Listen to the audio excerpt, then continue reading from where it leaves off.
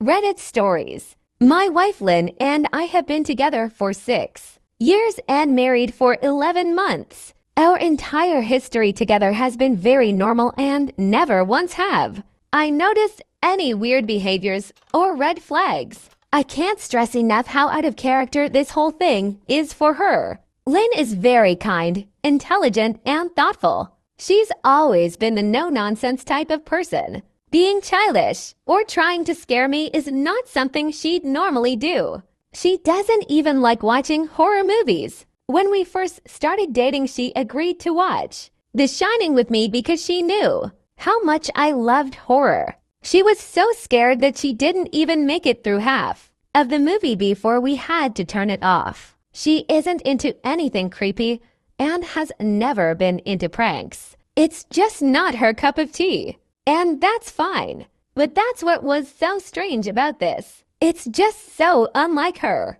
I should also add that she never had any mental health issues, and as far as I'm aware, it doesn't run in her family. I know some people are able to hide their mental health problems, but in the 6 years we've been together, I think I'd have seen some sort of sign. 2 months ago, I was in the kitchen making myself some coffee before work. I was running a bit late that morning and knew I wouldn't be able to make it to Dunkin' Donuts for my usual morning fix. I took a sip of my coffee as I hurried down the hall towards the front door, when I happened to notice Lynn peeking at me from around the corner ahead of me. I could only see her eyes and a strand of her long dark hair hanging against the wall. The rest of her body was concealed behind the corner. I nearly spilled my coffee when I saw her. I did burn the shit out of my lips. "Geez, Lynn," I said, wiping a few drops of coffee from my pants. "You scared the shit out of me."